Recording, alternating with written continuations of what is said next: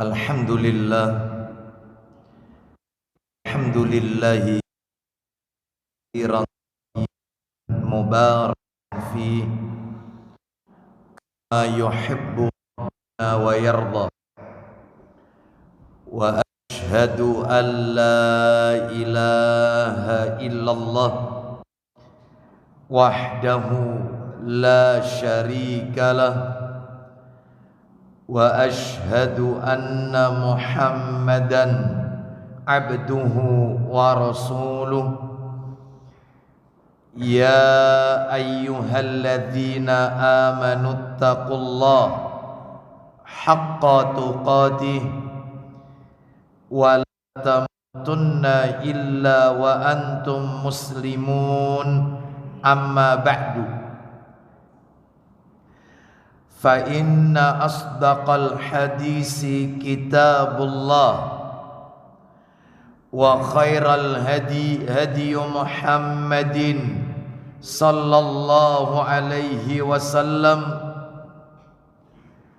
wa syarral umuri muhdatsatuha wa kullu muhdatsatin bid'ah wa kullu bid'atin dhalalah wa kullu dhalalatin finnar.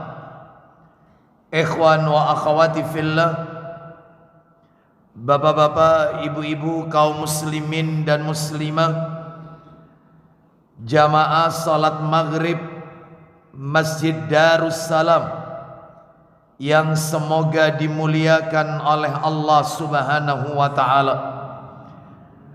Kepada segenap pengurus yayasan dan takmir Masjid Darussalam yang semoga dirahmati oleh Allah Subhanahu wa ta'ala, tidak ada kata yang patut kita ucapkan di malam hari ini selain rasa syukur kita kepada Allah Subhanahu wa ta'ala atas segala karunia nikmat yang telah Allah berikan kepada kita, baik itu nikmat iman, nikmat Islam, nikmat diberikannya kita hidayah taufik sehingga kita mampu membedakan mana yang hak, mana yang batil, mana yang tauhid, mana yang syirik, mana itu yang sunnah,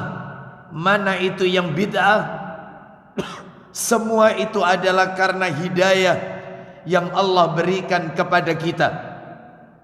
Bahkan kita tidak akan pernah mampu melaksanakan berbagai macam amal-amal ibadah lakukan pada malam hari ini. Diawali dengan salat maghrib berjamaah, dilanjutkan dengan talabul ilmi, dan berakhir dengan melaksanakan salat isya yang dilakukan secara berjamaah pula. Semoga rangkaian amal ibadah yang kita lakukan pada malam hari ini semuanya tercatat di sisi Allah sebagai amalan yang diterima dan diridhai oleh Allah Subhanahu wa ta'ala. Lebih dari itu, Bapak Ibu sekalian, tentunya kita semua berdoa kepada Allah, semoga kita digolongkan oleh Allah ke dalam hamba-hambanya yang Nabi sebutkan di dalam hadis yang diriwayatkan oleh Imam Muslim, di mana Nabi sallallahu alaihi wasallam berkata kepada para sahabat-sahabatnya, ala adullukum ala ma yamhullahu bihil khataya wa yarfa'u bihid darajat. Maukah kalian aku tunjukkan suatu amal yang dapat menghapus dosa kesalahan dan mengangkat derajat di sisi Allah kelak di yaumil qiyamah? Maka mereka para sahabat berkata, qalu bala ya Rasulullah. Mereka berkata, tentu kami mau wahai Rasulullah. Apakah itu amal yang bisa menghapus dosa, kesalahan, dan mengangkat derajat di sisi Allah? Maka Nabi SAW menjawab dengan 3 jawaban. Ada 3 amalan yang bisa melunturkan dosa dan mengangkat derajat. Yang pertama kata Nabi, isbaghul wudu'i alal makarih, menyempurnakan wudhu atau berwudhu di kondisi yang sulit. Berwudhu pada kondisi yang sulit. Misalnya berwudhu di musim dingin, yang semestinya dia diperbolehkan dengan tayamum, tetapi dia tetap menggunakan air wudhu. Atau berwudhu di saat kita sakit, di mana apabila kita terkena air maka akan menghambat proses penyembuhan sakit kita, tetapi kita tidak memilih tayamum. Sekalipun kalau kita memilih tayamum itu dibenarkan oleh syariat, tetapi tetap memilih air wudhu, maka itulah yang dimaksud dengan berwudhu pada kondisi yang sulit. Yang kedua amalannya yang bisa melunturkan dosa, kesalahan, dan mengangkat derajat, yaitu wa kasratul khuta ilal masajid, memperbanyak langkah menuju masjid untuk sholat berjamaah, untuk menuntut ilmu, untuk melakukan berbagai macam ritual ibadah ke masjid, melangkahkan kaki ke masjid seperti yang panjenengan lakukan pada malam hari ini. Dan yang ketiga adalah amalan yang dapat menghapus dosa, mengangkat derajat.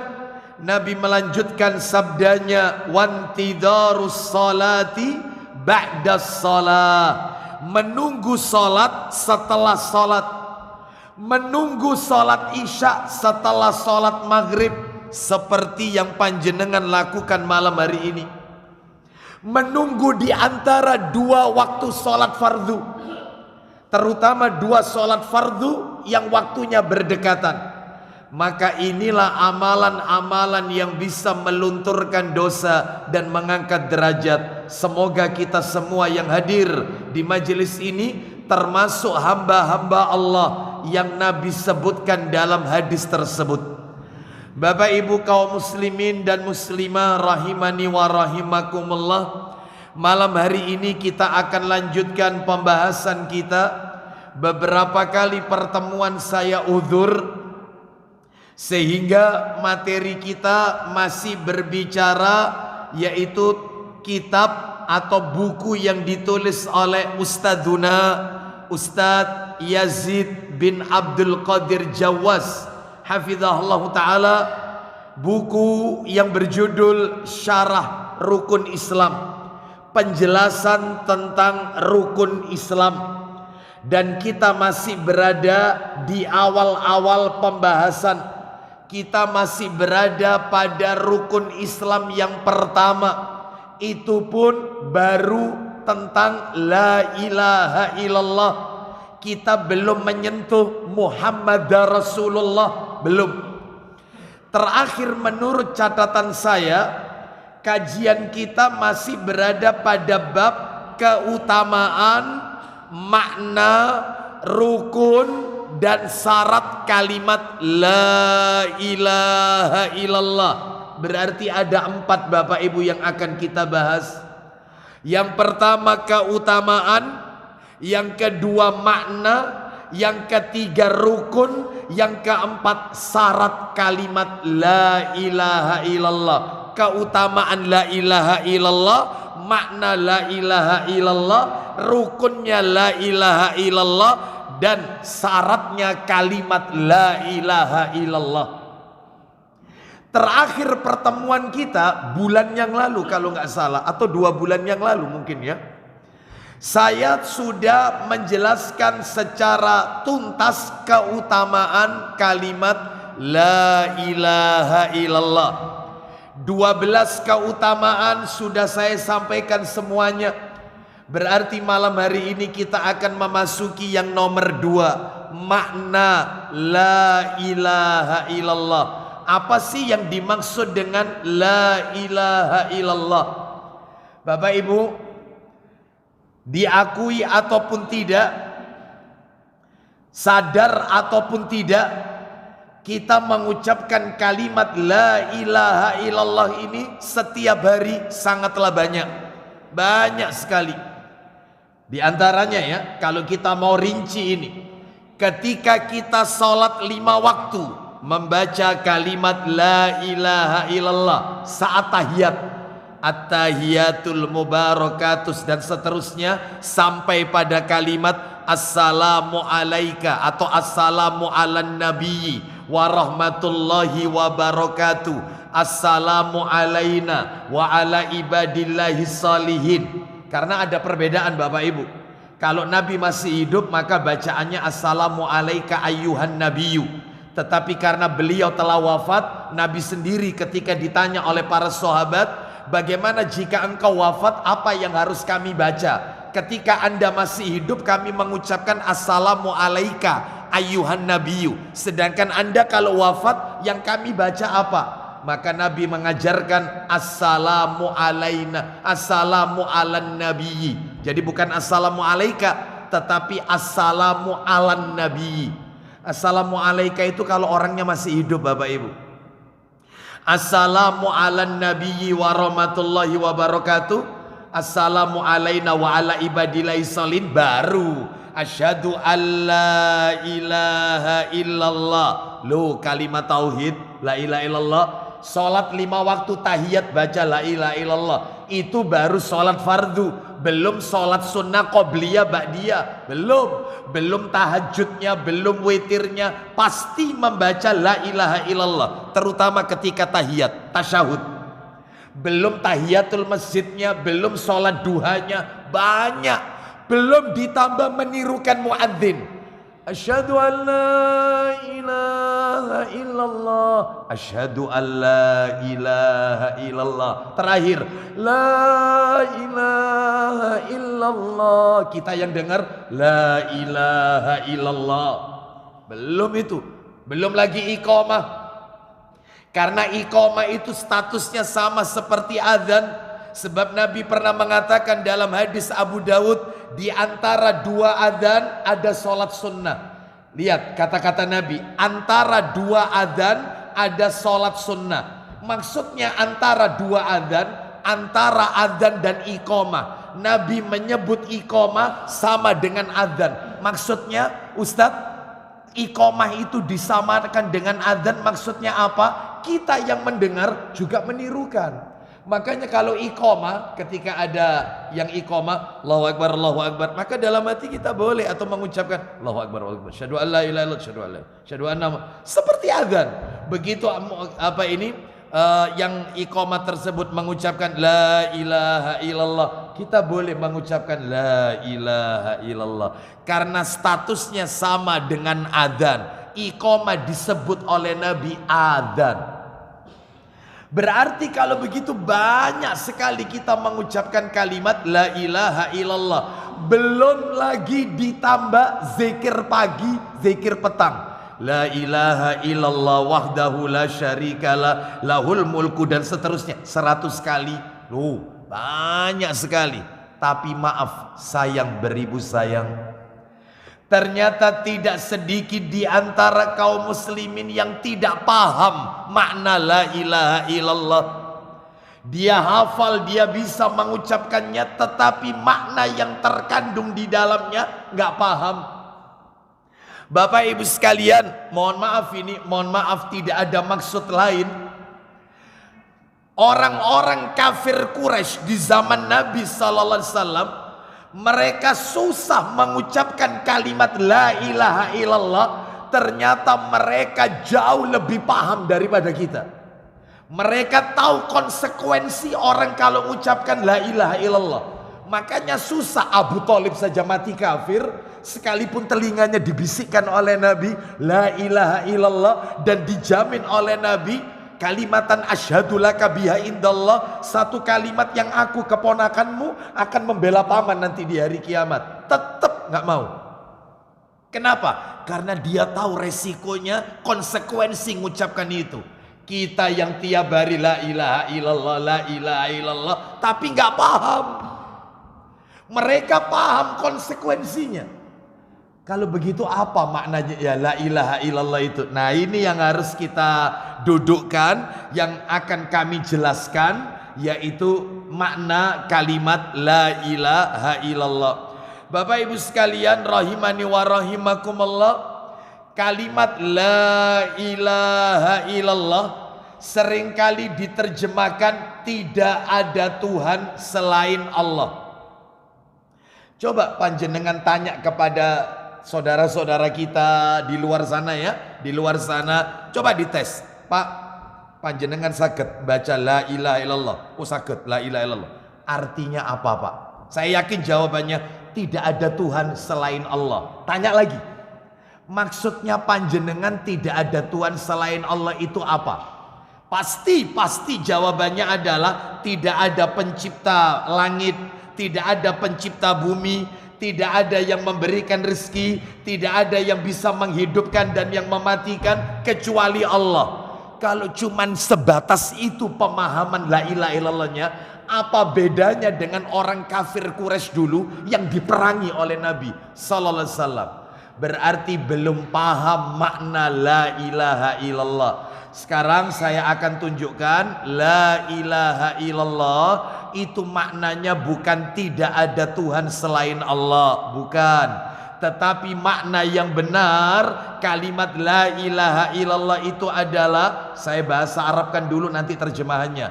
Makna yang benar kalimat la ilaha illallah itu adalah la ma'buda bihaqqin illallah, yaitu yang benar dalam bahasa Arab. La ma'buda bihaqqin illallah. Apa itu artinya? Tidak ada sesembahan yang berhak untuk diibadahi dengan benar. Ibadahnya benar, bukan ibadah yang salah. Saya ulang, tidak ada sesembahan yang berhak untuk diibadahi dengan benar. Ada kata-kata bihak, dengan benar, ilallah, kecuali Allah. Oh, orang kalau paham ini, makanya benar kalau gitu Abu Jahal susah masuk Islam, karena dia tahu resikonya. Dia bakal ninggalkan berhala, dia bakal ninggalkan sesembahan yang lain. Paham dia ya. La ma'buda bihaqqin illallah, tidak ada sesembahan yang berhak untuk diibadahi dengan benar kecuali Allah. Pak, Bu, definisi ini ada dalam Al-Quran. Ayo kita dengarkan Al-Qurannya ya. Definisi yang kami sebutkan tadi itu ada dalam Al-Quran. Di dalam Al-Quran suratnya nomor 22 Bapak Ibu. Surat nomor 22 itu surat apa Bapak Ibu? Al-Hajj. Ayatnya ayat 62. Surat nomor 22 ayatnya 62. Allah Ta'ala berfirman, ذلك بأن الله هو الحق وأن ما يدعون من دونه هو الباطل وأن ما يدعون من دونه هو الباطل وأن الله هو العلي الكبير. kita dengarkan baik-baik terjemahannya. Silakan. Kuasa Allah yang demikian itu adalah karena sesungguhnya Allah dialah Rabb yang hak. Nah, Allah adalah yaitu Rabb yang hak, ilah yang hak, dan sesungguhnya apa saja yang mereka seru selain dari Allah, semua yang mereka seru selain Allah, semua yang mereka ibadahi selain Allah, itulah yang batil. makanya benar definisinya, la ma'buda bihaqqin ilallah. Tidak ada sesembahan yang berhak untuk diibadahi dengan benar kecuali Allah. Berdasarkan ayat ini Al-Hajj ayat 62. Bapak Ibu sekalian rahimani wa rahimakumullah, sekarang saya akan tunjukkan kepada Bapak Ibu sekalian rinciannya. Adapun sesembahan selain Allah, maaf ini ya, sesembahan selain Allah, misalnya yaitu semua sesembahan yang disembah oleh manusia seperti jin. Kan ada orang itu mintanya bukan minta sama Allah, mintanya itu minta kepada jin Ya. Maka yang seperti ini syirik Bapak Ibu. Termasuk juga minta kepada Nabi, menyembah Nabi. Nanti tak tunjukkan dalil-dalilnya. Ada yang menyembah jin, minta kepada jin, menjadikan jin itu sebagai wasilah perantaranya. Ada juga yang menyembah Nabi, ada yang menyembah matahari, kayak orang Jepang kan nyembah matahari, agamanya Shinto, nyembah matahari. Ada yang menyembah bulan, ada juga yang menyembah kubur, minta kepada orang-orang soleh yang telah wafat, mengkultuskan kuburan sampai pada tingkat keyakinan wali-wali orang-orang soleh yang telah wafat itu bisa memberikan manfaat, menolak mudarat. Hanya ini sesembahan. Terus kemudian pohon yang dikeramatkan, ada lagi berhala. Semua itu sesembahan yang batil. Saya tunjukkan satu persatu dari yang tadi saya sebutkan. Pertama jin, yang kedua nabi, yang ketiga matahari dan bulan, yang keempat kubur, yang kelima pohon, yang keenam berhala. Semuanya batil. 6 ya, tolong diingatkan saya. 6. Kita awali yang pertama, jin. Apa ada orang itu nyembah jin? Minta sama jin. Pak Didik minta tolong ayat Qur'annya dibantu. Allah Subhanahu wa taala berfirman di surat nomor 6 Al-An'am, surat Al-An'am, surat Al-An'am ayatnya 128. Menarik ayat ini. Menarik ayat ini karena di dalam ayat ini jelas tidak ada jin itu gratisan, tidak ada. Orang itu kalau minta sama dukun, dukun itu berkolaborasi yaitu dengan jin, pasti jin itu ngasih syarat supaya yang diminta si dukun ini dikabulkan. Jadi tidak ada jin itu gratisan. Buktinya ayat ini kita dengarkan. Allah berfirman, dan biasanya syaratnya aneh-aneh. Entah itu disuruh membeli atau apa itu membawa ayam cemani, ayam hitam legam. Entah itu syaratnya yaitu membeli hewan, nanti penyakitnya ditransfer ke hewan.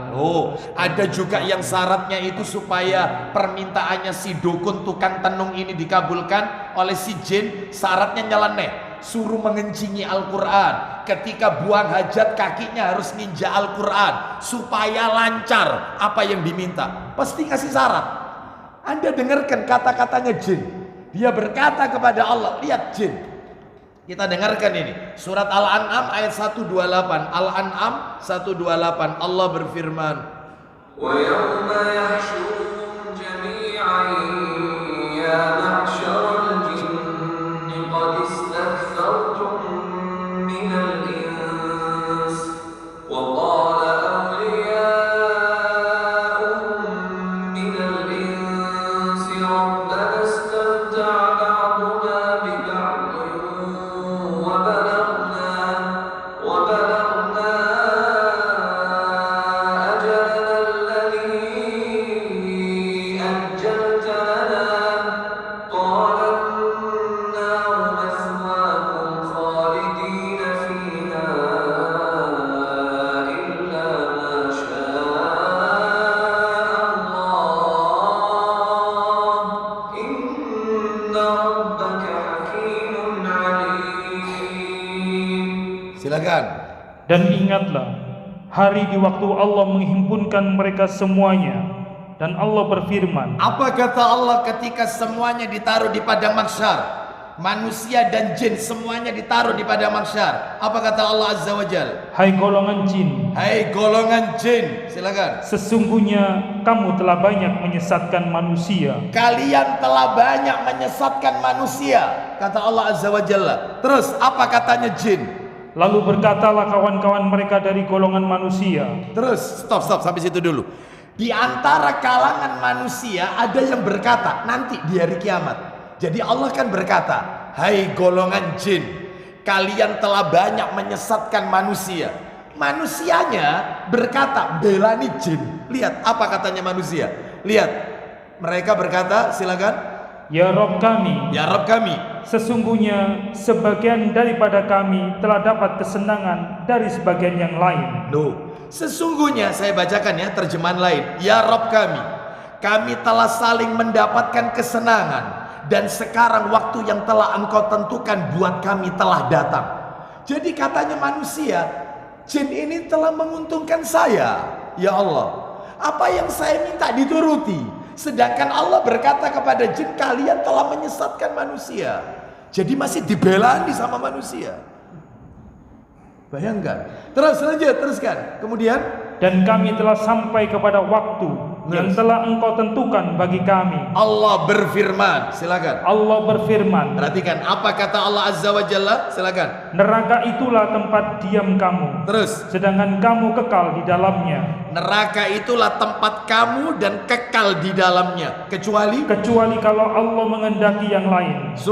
Sesungguhnya Rabbmu maha bijaksana lagi maha mengetahui. Loh, berarti kalau begitu Pak Ustadz, jin itu juga masuk neraka? Iya, jin juga masuk neraka.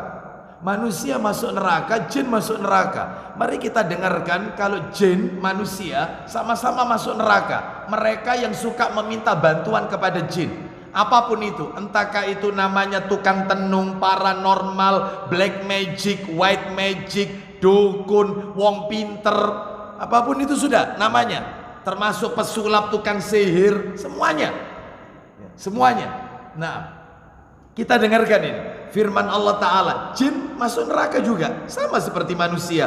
Allah berfirman, Allah berfirman, yaitu di surat Al-A'raf, surat nomor 7 ya, Al-A'raf, ayatnya ayat 179, Al-A'raf 179. Allah Ta'ala berfirman, Al-A'raf ayatnya 179. وَلَقَدْ ذَرَأْنَا لِجَهَنَّمَ كَثِيرًا مِنَ الْجِنِّ وَالْإِنسِ لَهُمْ قُلُوبٌ لَا يَفْقَهُونَ بِهَا وَلَهُمْ أَعْيُنٌ لَا يُبْصِرُونَ بِهَا وَلَهُمْ آذَانٌ لَا يَسْمَعُونَ بِهَا أُولَئِكَ كَالْأَنْعَامِ بَلْ هُمْ أَضَلُّ أُولَئِكَ هُمُ الْغَافِلُونَ. Silakan. Dan sesungguhnya kami jadikan isi neraka jahanam kebanyakan dari jin dan manusia. Kami jadikan isinya neraka itu mayoritas dari kalangan jin dan manusia. Kenapa mereka masuk neraka, Pak Didi? Lanjut. Mereka mempunyai hati, Tetapi tidak dipergunakan untuk memahami ayat-ayat Allah. dan mereka mempunyai mata, tetapi tidak dipergunakannya untuk melihat tanda-tanda kekuasaan Allah. terakhir, Dan mereka mempunyai telinga, tetapi tidak dipergunakannya untuk mendengar ayat-ayat Allah. apa Allah berikan perumpamaan untuk mereka manusia dan jin ini? Mereka itu sebagai binatang ternak, Bahkan mereka lebih sesat lagi. mereka itulah. Mereka itulah orang-orang yang lalai. Baik, Bapak Ibu sekalian, jelas sekali di sini bahwasanya jin juga masuk neraka. Apa jin juga masuk surga? Iya, jin juga masuk surga. Bisa masuk surga. Mana dalilnya? Ada di Quran. Tak kasih PR, nanti dibaca sendiri. Jin juga masuk surga. Dalilnya adalah di surat yang ke-46 Al-Ahqaf ya, surat 46 itu Al-Ahqaf. Ayatnya ayat 29 dan 31. 29 dan 31. Kalau panjenengan ingin baca lengkapnya ya tidak apa-apa, 29 sampai 32. Ya, tapi kalau ingin langsung poinnya ayat 29 dan 31 nanti dibaca sendiri. Jin juga masuk surga. Mereka juga beriman, membaca kitabullah. Baik Bapak Ibu sekalian rahimani wa rahimakumullah, saya lanjutkan. Loh, berarti jin ini menyesatkan manusia? Iya. Maka nggak boleh orang menjadikan jin sebagai sesembahan, sesuatu yang diminta. Coba Pak Didik minta tolong prakteknya itu gimana itu? Coba dibuka surat Al-Jin. Surat Al-Jin 72. Surat 72, betul. Surat 72 ayatnya nomor 6. Surat 72 ayat 6.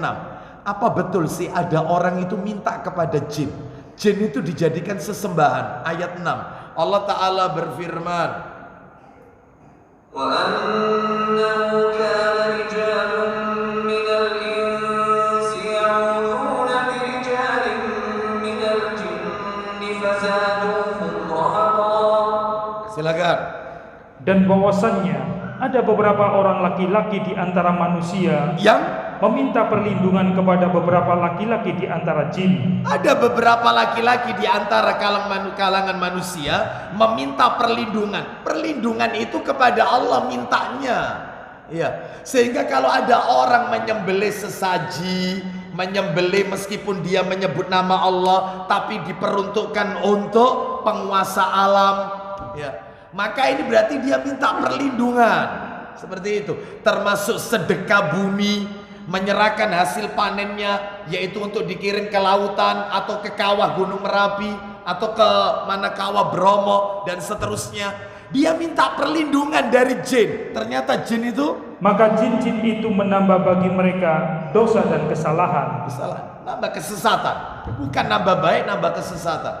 Bapak Ibu mohon maaf, harus saya sampaikan, mumpung ketemu ini, ya, yang namanya praktek perdukunan di negeri kita ini luar biasa, luar biasa, dan semuanya berkolaborasi dengan jin. Bapak Ibu sekalian, Bapak Ibu maaf ini, dulu di zaman Nabi, mereka ketika melancarkan yaitu ramalannya, ya, peramal dan seterusnya, ya, itu sampai-sampai kata Aisyah radhiyallahu anhuma, wahai Rasulullah, kadang-kadang dukun itu kalau meramal ada benernya, ada juga yang cocok pas tepat, ada. Apa katanya Nabi? Benar, ramalan yang benar itu hasil jin menangkap berita gaib dari langit. Dia berhasil menangkap satu berita gaib, disampaikan kepada tukang tenung si dukun ini, lalu si dukun ini mengemas menjadi 100 berita. Jin menangkap satu berita, tetapi dikemas oleh si dukun 100 berita. Saya mau tanya, mana lebih canggih berarti? Yang lebih canggih apa? Dukunnya apa jinnya? Dukun. Makanya dukun itu kalau ngomong kan banyak, sampean bakal gini, terus sampean gue bakal gini, sampean nanti bakal begini. Di antara yang dia ucapkan pasti ada yang kena.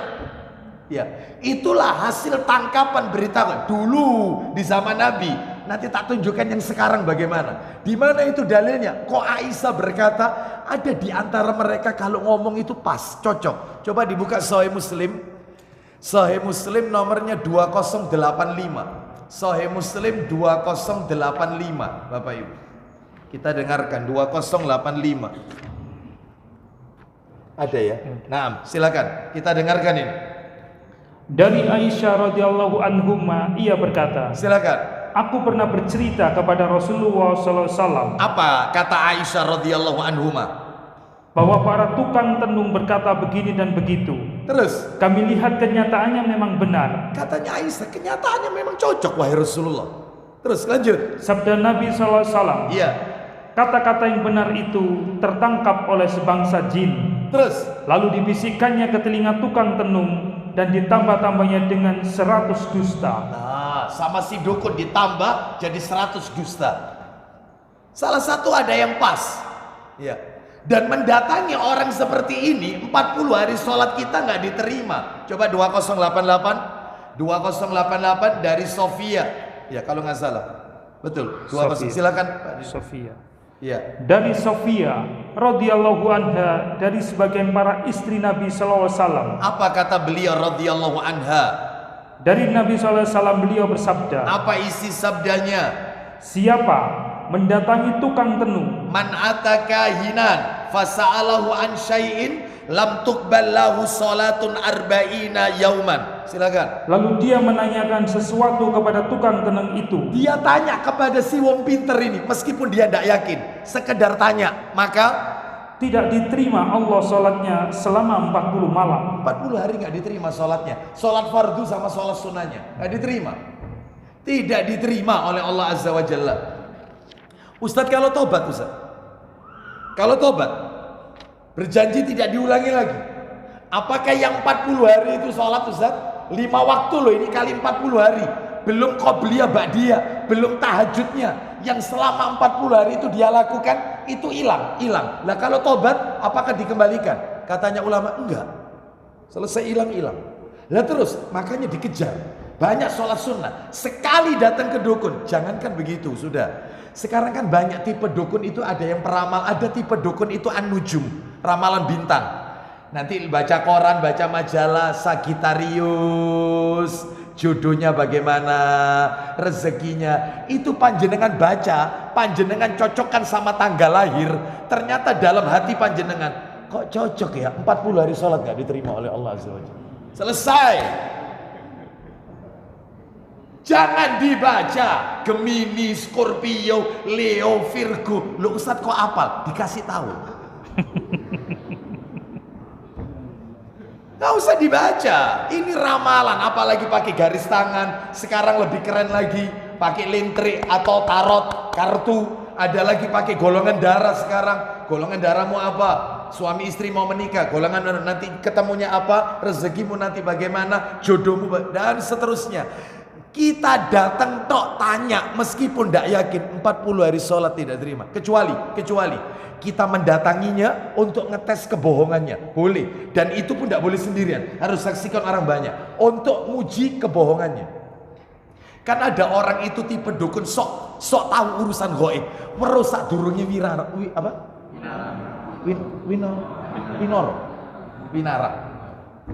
merusak durungnya winara, tahu sebelum terjadi, sok tahu ilmu gaib, nasibnya orang ke depan bagaimana, tes, ya. Bagaimana itu? Untuk yaitu membongkar kedoknya kebohongannya. Boleh. Saya lanjutkan cerita tadi. Berarti kalau gitu dukun itu berkolaborasi sama jin. Iya. Dan jin itu mencuri berita gaib. Iya. Dari langit. Iya. Bapak Ibu sekalian, maaf ini harus saya sampaikan. Allah Subhanahu wa taala berfirman, coba dibuka surat Tabarok Pak Didi. Surat Tabarok itu surat nomor 67. Saya yakin Bapak Ibu sering baca ya, terutama kalau malam hari mau tidur itu mesti baca surat Tabarok ya. Karena surat Tabarok ini surat penyelamat adab kubur. Surat penyelamat adab kubur. Orang itu kalau rutin baca Tabarok, apalagi apal 30 ayat Bapak Ibu. Tabarakalladzi biyadihil mulku wa huwa ala kulli 30 ayat, maka terhindar dari adab kubur. Bahkan dijuluki Tabarok ini nama lainnya surat Al-Munjiyah, surat penyelamat dari adab kubur. Munjiyah nama lainnya. Bapak Ibu, di ayat nomor 5, Tabarok ayat 5. Mari kita dengarkan Tabarok ayat 5. Surat Al-Mulk ayat 5 ya. Allah taala berfirman, "Wa laqad zayyana as-samaa'a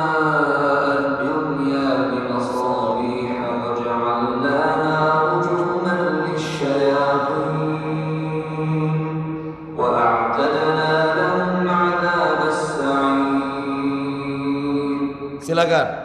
Sesungguhnya kami telah menghiasi langit yang dekat dengan bintang-bintang. Stop. Fungsi bintang, Allah menciptakan bintang. Panjenengan keluar masjid, lihat bintang di langit. Ya, apa fungsinya? Satu, penghias langit. Langit itu nampak indah dengan bintang. Lihat kalau keluar rumah, ya Allah banyak bintang. Apalagi kalau di sebuah tanah lapang atau dataran tinggi, pegunungan. Masya Allah, indah langit itu. Saya teruskan dikit ini. Yang nomor dua, fungsinya bintang itu apa? Lanjut. Dan kami jadikan bintang-bintang itu alat-alat pelempar syaitan. Bintang itu kami ciptakan sebagai alat pelempar syaitan. Makanya panjenengan jangan kaget. Suatu saat panjenengan pernah melihat ada bintang melesat. Nah, itu malaikat-malaikat yaitu membidik syaitan-syaitan yang mencuri dengar. Pak, Bu, di zaman Nabi, maka mereka jin itu mencuri berita, dilempari oleh panah-panah api bintang-bintang itu. Itu fungsi bintang. Fungsi bintang yang nomor 3 di surat yang lain, surat Al-An'am, yaitu sebagai kompas penunjuk arah di daratan dan di lautan. Penunjuk arah kiblat itu termasuk bintang. Bapak Ibu sekalian, saya lanjutkan. Ternyata sekarang jinnya ngaku. Apa pengakuannya jin? Saya akan sampaikan setelah kumandang adzan Isya. Kita dengarkan.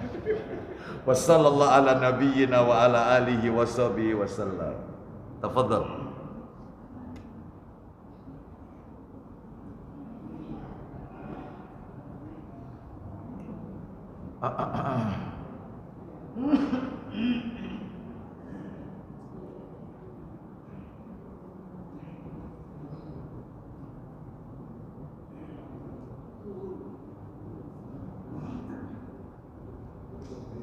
Allahu Akbar.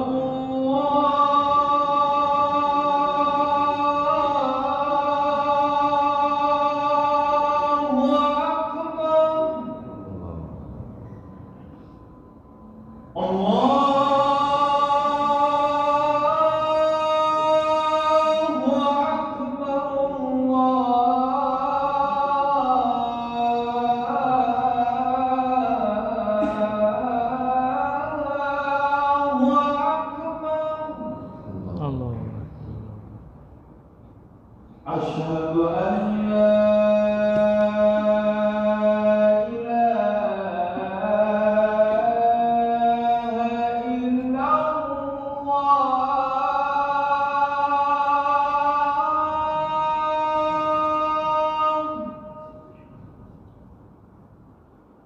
أشهد أن لا إله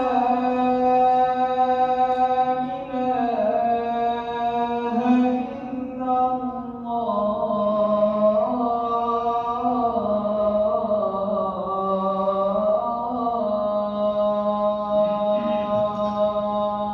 أشهد أن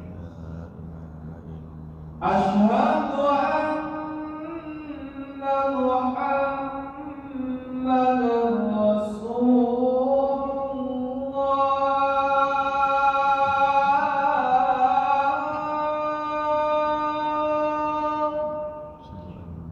أشهد أن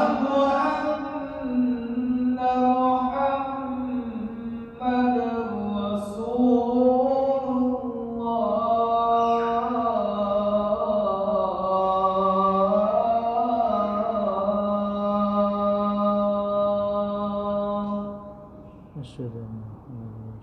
حي على الصلاة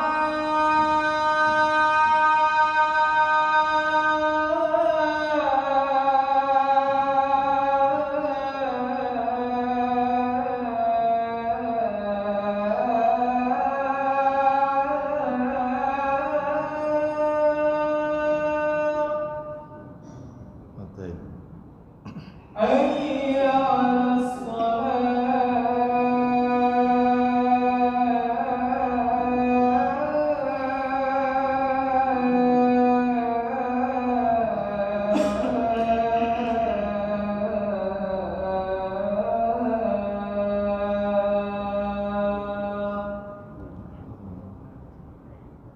حي على الفلاح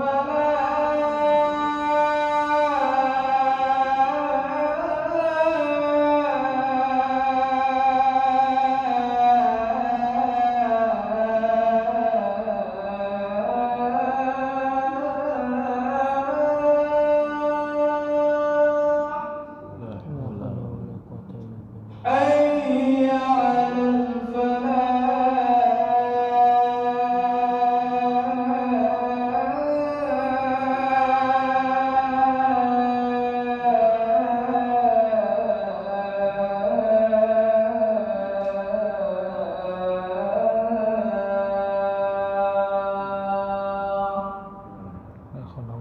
الله أكبر الله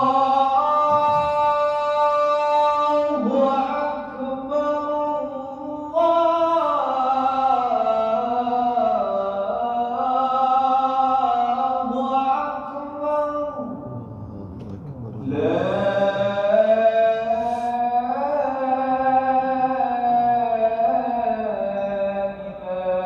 إله إلا الله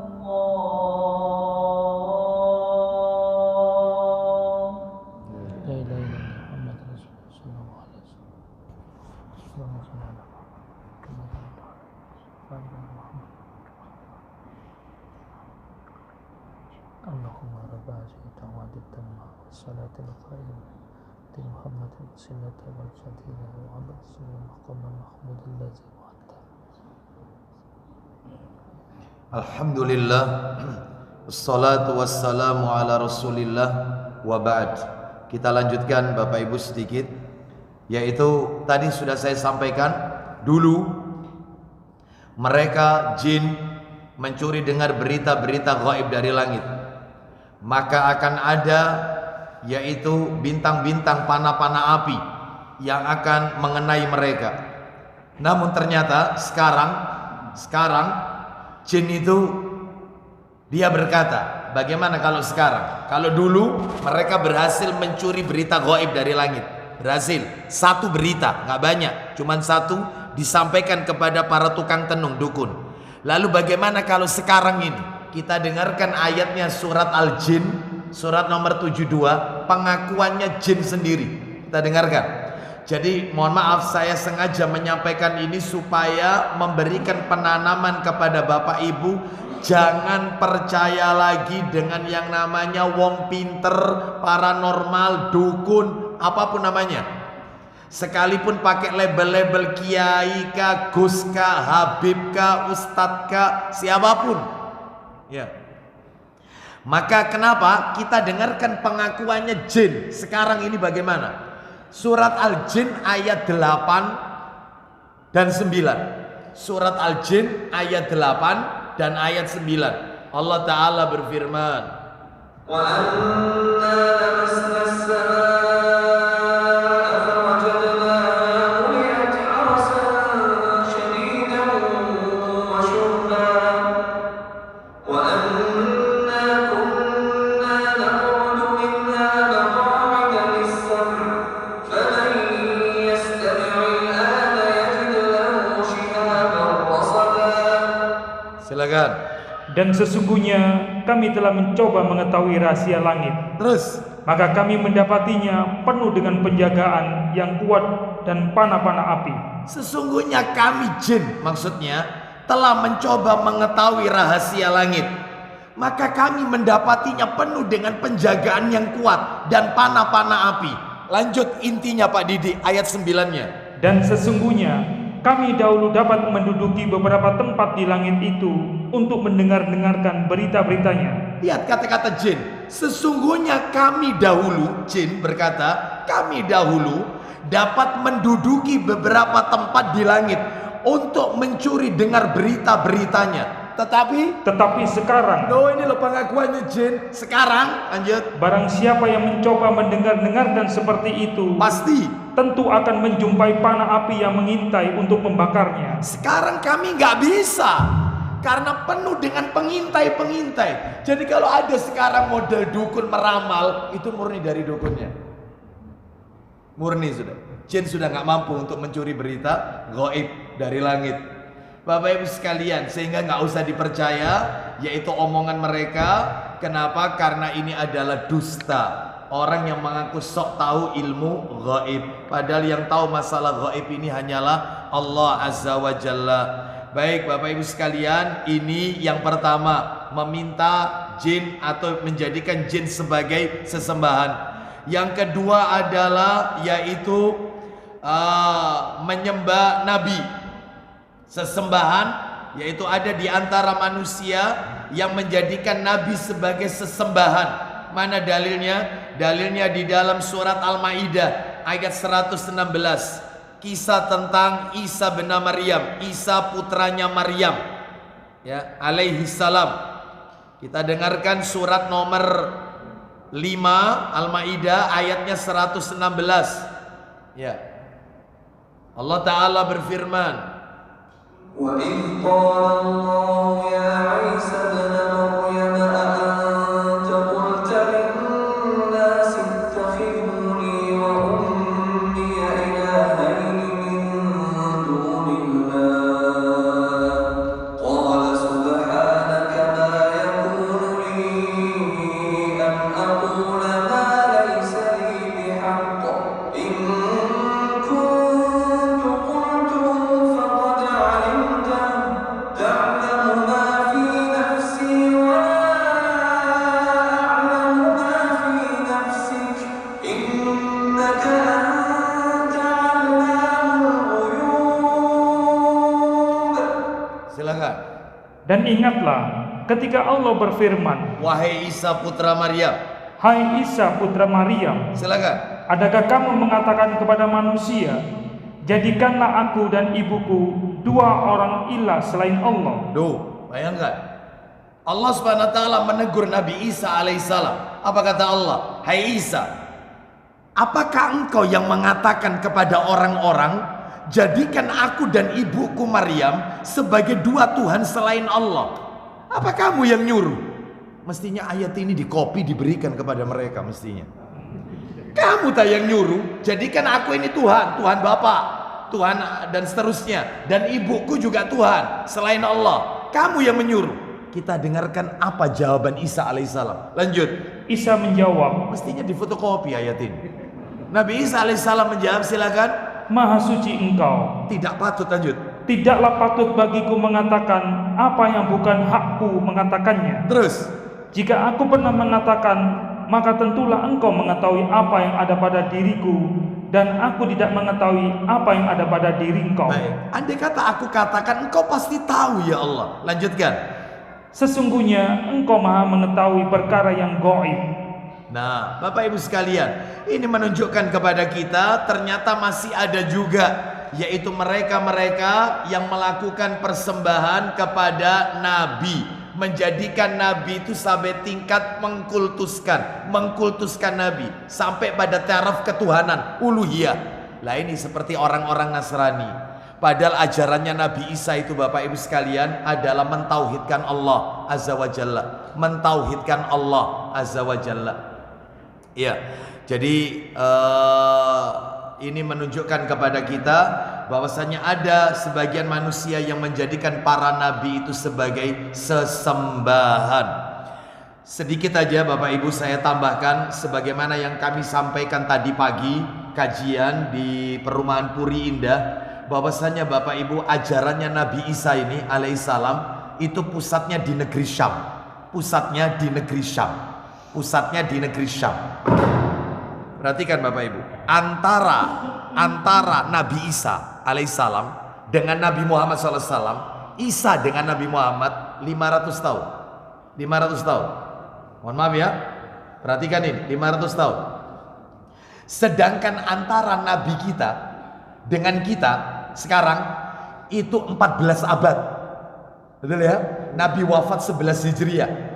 Anggap kalau memang disepakati Nabi itu lahir 571 Masehi, tahun gajah, maka berarti Isa ke Rasulullah itu 500 tahun. Sedangkan Rasulullah dengan kita itu 14 abad. Saya mau tanya, mana lebih lama? Mana waktunya lebih lama? Isa ke Rasulullah atau Rasulullah dengan kita? Rasulullah dengan kita. Ternyata kita untuk belajar Islam mudah atau susah? Mudah. Quran ada di tengah-tengah kita, hadis-hadis Nabi beredar di tengah-tengah kita.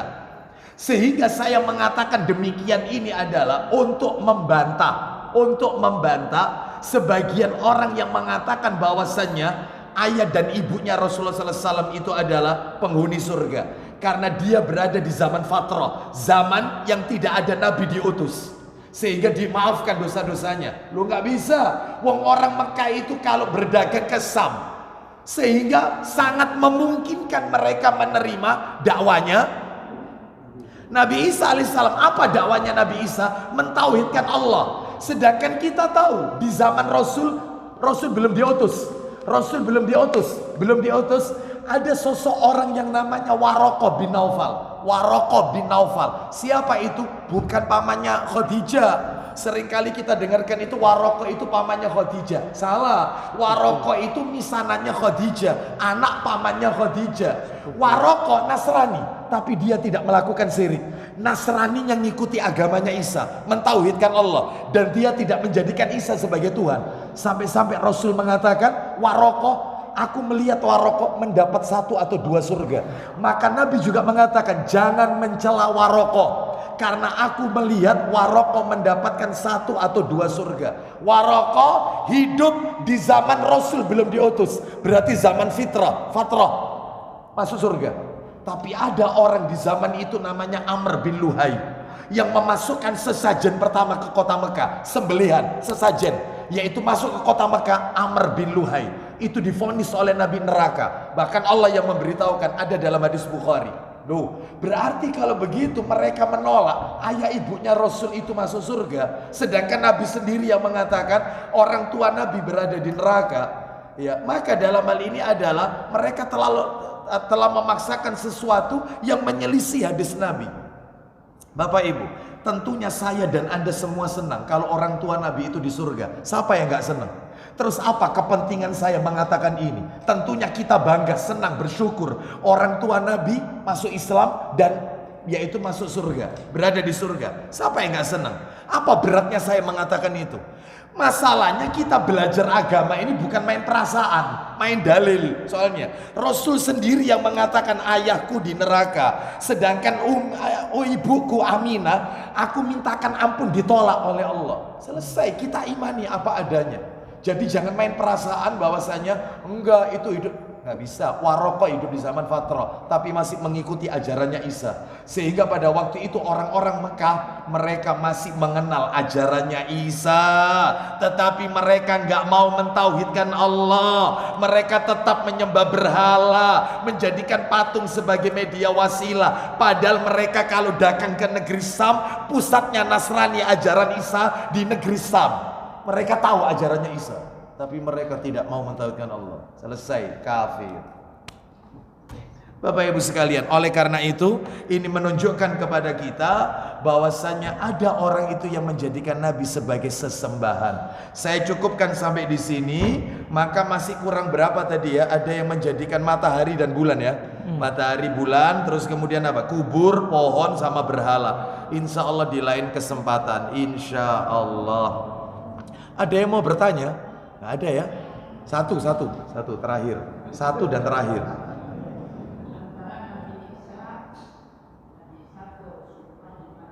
Nah, ya.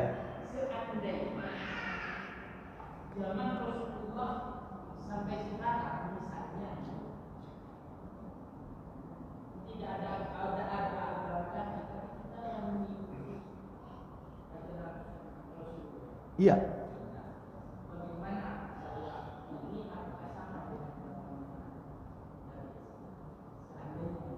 Iya. Jadi semua nabi dan rasul ajarannya sama, mentauhidkan Allah. Mentauhidkan Allah. Bahkan Nabi SAW pernah mengatakan, andai kata di zamanku ada rasul ulul azmi. Rasul ulul azmi itu kan ada 5 Bapak Ibu ya. Yaitu kita singkat yaitu minim, M-I-N-I-M, minim. Yang satu M, Muhammad SAW, ini rasul ulul azmi ini. Yang satunya I, Ibrahim alaihissalam. N-nya Nabi Nuh alaihissalam. I-nya lagi adalah Isa alaihissalam, M-nya lagi terakhir Musa alaihissalam. Atau kalau mau diakhirkan Nabi Muhammad yang terakhir. Katanya Rasulullah, andai kata Rasul ulul azmi ada di zamanku, berarti kalau begitu ucapannya Nabi Rasul ulul azmi di zamanku sisa 4. Andai kata Ibrahim, Nuh, Isa, Musa, 4-empatnya hidup di zaman Rasulullah, mereka wajib tunduk dengan syariat yang aku bawa. Wajib untuk mendatangiku dan tunduk dengan apa yang aku bawa. Makanya, Masya Allah, pertanyaan Anda bagus. Kenapa? Karena mancing pertanyaan berikutnya. Sebab ada sebagian kaum muslimin yang mengatakan Nabi Khidir itu sudah wafat atau masih hidup. Jawabannya adalah sudah wafat. Sudah wafat.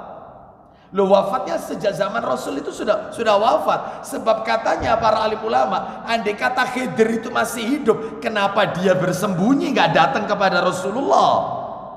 Ngapain ngumpet? Sedangkan Nabi mengatakan andai kata ada Rasul ulul azmi, mereka harus datang kepadaku dan mengikuti ajaran yang aku bawa. Kenapa kalau Khidir itu masih hidup nggak datang kepada Rasulullah? Berarti Khidir sudah wafat Bapak Ibu sekalian. Tetapi masih banyak pemahaman di luar sana, katanya Khidir itu masih berjalan ya, dan seterusnya macam-macam ya. Yang ini adalah pemahaman yang tidak benar Bapak Ibu. Wallahu a'lam bishawab. Begitu Pak ya. Demikian yang bisa kami sampaikan, semoga menjadi tambahan ilmu yang bermanfaat. Semoga Allah wafatkan kita dalam keadaan mentauhidkan Allah Azza wa Jalla. Amin. Kita akhiri wassallallahu ala nabiyyina wa ala alihi washabihi wasallam. Subhanakallahumma wa bihamdika asyhadu an la ilaha illa anta astaghfiruka wa atubu ilaik. Wa akhiru da'wana anil hamdulillahi rabbil alamin. Assalamualaikum warahmatullahi wabarakatuh. Waalaikumsalam warahmatullahi wabarakatuh. Bentar.